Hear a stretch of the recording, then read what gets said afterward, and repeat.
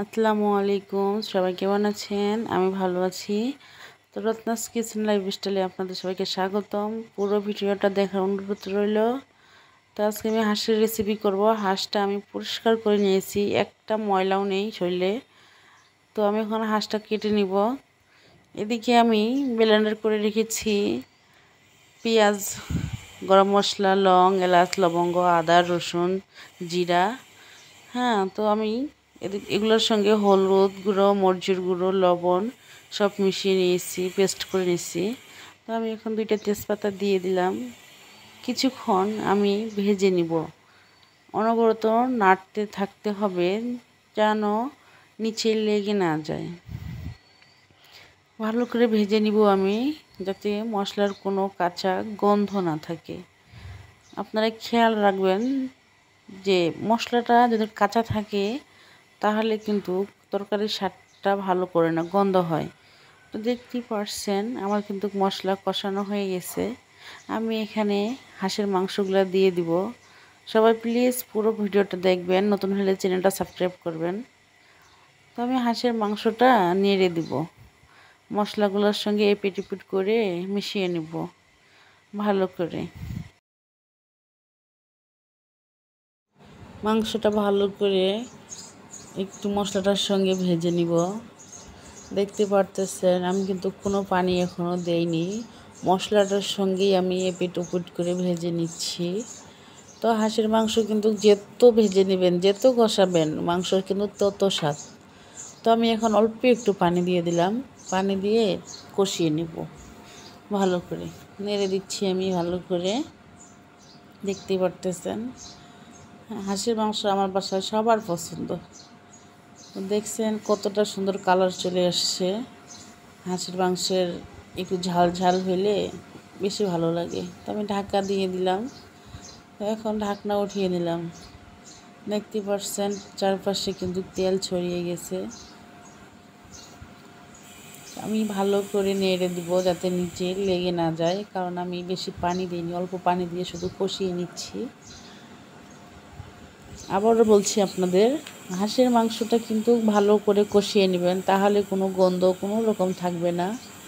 হাঁসের মাংসটা যত কষাবেন তত ভালো, অত স্বাদ বাড়বে। আমি আরেকটু পানি দিয়ে দিব, আরেকটু পানি দিয়ে ভালো করে নেড়ে চেড়ে ঢেকে দিব।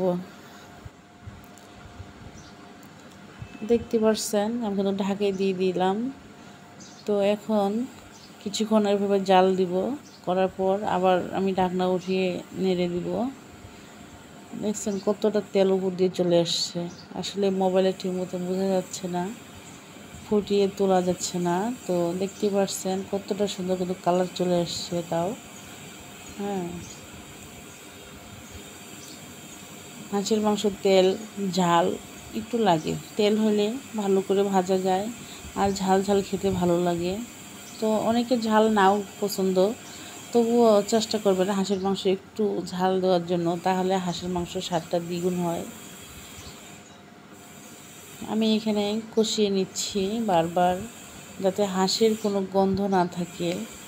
আমার বাসাতে হাঁসের মাংস যেহেতু পছন্দ, তো সব সময় হাঁসের মাংস রান্না করা হয়।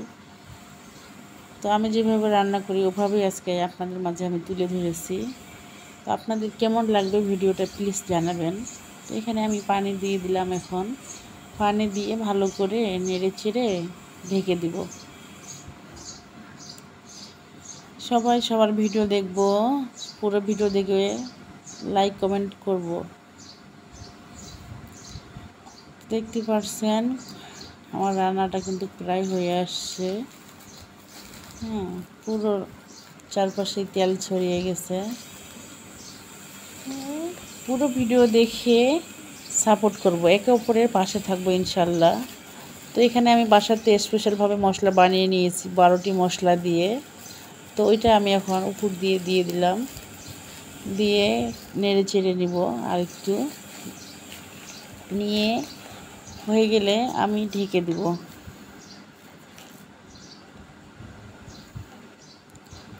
ভালো করে নেড়ে চেড়ে নিলাম।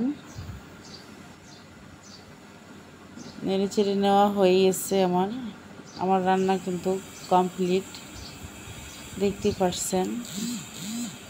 তো দেখেন আজকের রান্না ডাল, ভাত আর হাঁসের মাংসর সঙ্গে লেবু।